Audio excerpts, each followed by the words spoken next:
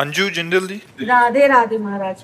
महाराज जी आपके चरणों में कोटि कोटि प्रणाम। महाराज जी मेरे प्रश्नों के सारे उत्तर तो आप अपने आप ही दे देते हैं, मुझे तो सिर्फ इतना पूछना है कि आपको मेरे और मेरे जैसे जितने भी लोगों का प्रश्न होता है उनका उत्तर और प्रश्न दोनों कैसे पता लग जाता है, क्योंकि सब यही कहते हैं कि हम प्रश्न सोचा और अगले दिन महाराज जी ने हमारे प्रश्न का उत्तर नहीं, इसमें मुख्य बात भगवान की है, जो हमारे भी हृदय में बैठे और आपके भी हृदय में बैठे हुए।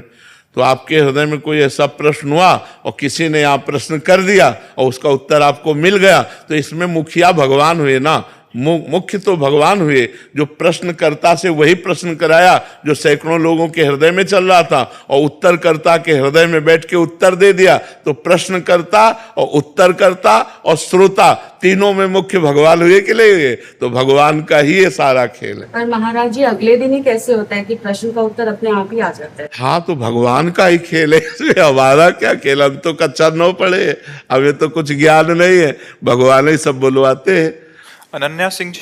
राधे राधे महाराज। राधे राधे महाराज जी। महाराज जी ईमानदारी पे भी चलने पे कभी कभी कष्ट भोगने पड़ते हैं, और क्या ये प्रारब्ध हम अपने अच्छे और सच्चे कर्म से सही नहीं कर पा रहे? नहीं, इसमें वर्तमान के सत्य मार्ग में चलने की कमी का कोई प्रमाण नहीं होता। इसमें होता है हम सत्य चल रहे हैं लेकिन इस समय हमारा बुरा प्रारब्ध चल रहा है। तो देखा जाता है कभी कभी धर्मात्मा पुरुष दुख भोगते हुए और पापात्मा पुरुष सुख भोगते हुए।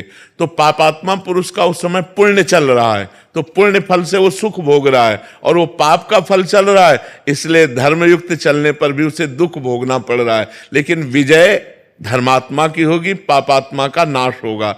जैसे कुछ समय तक 12 वर्ष का वनवास, 1 वर्ष का अज्ञातवास पांडवों को भोगना पड़ा, और सम्राट पद पर दुर्योधन बैठे खूब फूला, लेकिन अंत में हस्तिनापुर नरेश महाराज युधिष्ठिर हुए और कौरवों का सम्यक विनाश हुआ। तो पापात्मा पुरुष कभी कभी सुखी देखा जाता है वो अपने पुण्य बल से, और जब उसका पुण्य क्षीण हो जाएगा और वर्तमान का पाप और पुराना पाप जुड़ेगा तब वो ब्लास्ट हो जाएगा, तब वो नष्ट हो जाएगा। तो हमें चाहिए धर्म से ही चलना चाहिए, भले दुख मिले तो हमारे पूर्व पाप का परिणाम है, उसे हम भोग लेते हैं, आगे हमारा मंगल होगा। ये पक्का निश्चित बात है, इसमें कोई भी संशय नहीं है। तो ब्रह्मास्त्र का प्रयोग मच्छर मारने के लिए जैसे नहीं किया जाता, ऐसे ही अपने भजन का प्रयोग अपने रोग नाश के लिए नहीं किया जाता। ये भजन का ही बल है कि हम आपके बीच में बैठे हैं ऐसी स्थिति पर भजन का बल का प्रयोग भगवान की प्राप्ति है, ना कि इस नाशवान शरीर को स्वस्थ कर लेना। अगर स्वस्थ भी होंगे और कल मरना है तो मर ही जाएंगे, और अगर हमें 10 साल जीना है तो अस्वस्थ होते हुए भी हम 10 साल जिएंगे और वो कार्य करेंगे जो एक स्वस्थ पुरुष भी नहीं कर सकता है। तो हमें चाहिए अपने भजन का प्रयोग सुख दुख में नहीं, भगवान की प्रसन्नता में प्रयोग करना चाहिए।